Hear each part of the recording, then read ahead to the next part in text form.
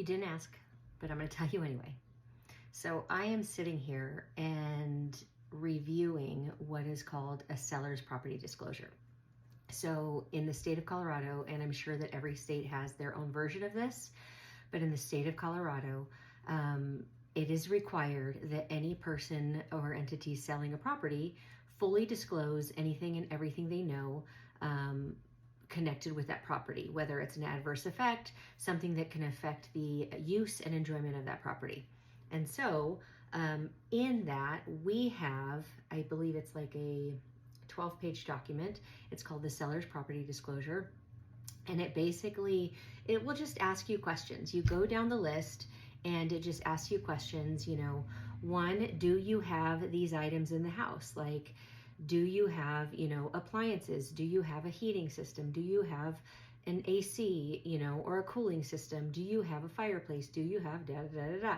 And so it's asking you those things. And then it will ask you the age. If you have these, what is the age of these things? Great. Shouldn't be too hard, right? And I get it. Sometimes you don't know the age of something, but if you can't look it up, no, you're not supposed to guess, but you're supposed to put as much information and be as thorough in this document as possible. The other thing it asks is utility providers, if you have internet service, things like that. This matters because, especially if you're living in a more remote area, or here in Colorado Springs, we have a lot of different utility providers.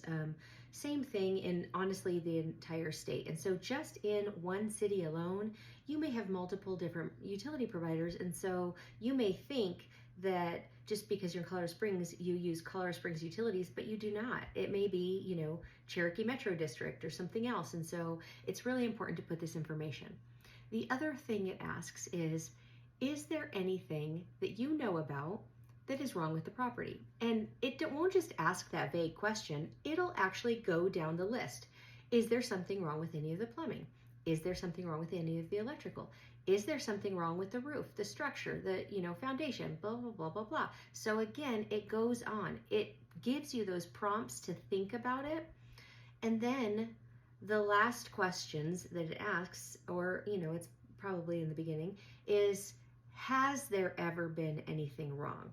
So no, you're not going to know everything, especially if you've only lived in the house for 3 years, 5 years, 10 years. You don't know what happened 15 years ago, and that's okay.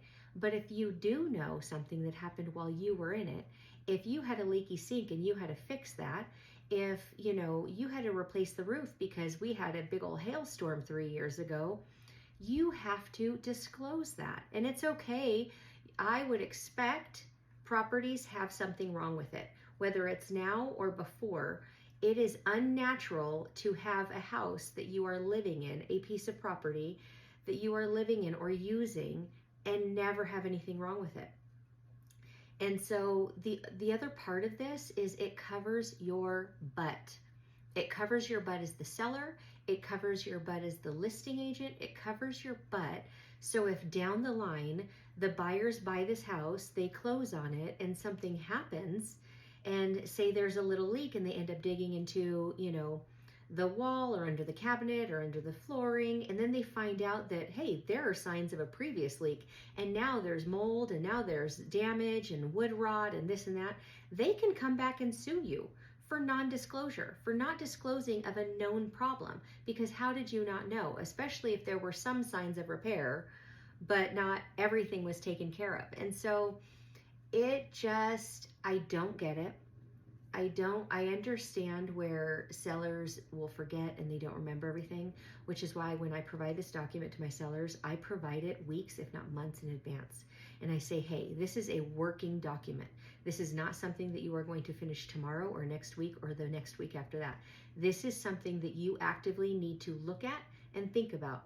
And then as we're moving, as you're packing, as we're, going through our inspections, if something pops up, you need to add to this document. This document is a living document that could change, because as we know about it, we need to disclose it to the buyer. And so, yes, you may not remember everything, or you may not know all the details, but put as much on there as you can, because you need to cover yourself from potential liability. What I don't understand and this is where this all started, is because this is the second time this week I have gotten seller's property disclosures from 2 different properties that different folks are under contract with, and both of them are blank. There is a signature at the bottom, and I don't know what that conversation looked like between that agent and those sellers, but somewhere along the line, it became okay for those sellers to put nothing and then just sign their name at the bottom of that document and then provide that to the buyer. I don't know how that happens. I don't know how you can know of nothing that was ever wrong or ever done in that property. I don't know how half of the utility providers could be absent or blank. I don't know how you are not putting, ages of the mechanical systems in there, or just the fact that they are in there and what type. Does it have a heating unit? Yes, it does, because we live in the state of Colorado and you need a heating unit. So why is it not in there? And why does it not say what type it is? I don't, and is the agent not asking these questions, going back and saying, hey, I see you signed this document, but it's blank. So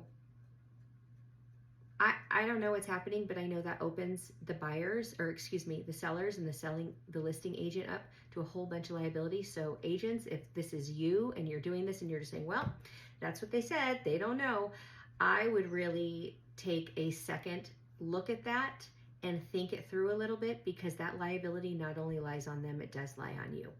So you want to make sure that you as the listing agent are doing your due diligence to get this information from your sellers to your buyers to protect your ass. Okay. And buyers, ask questions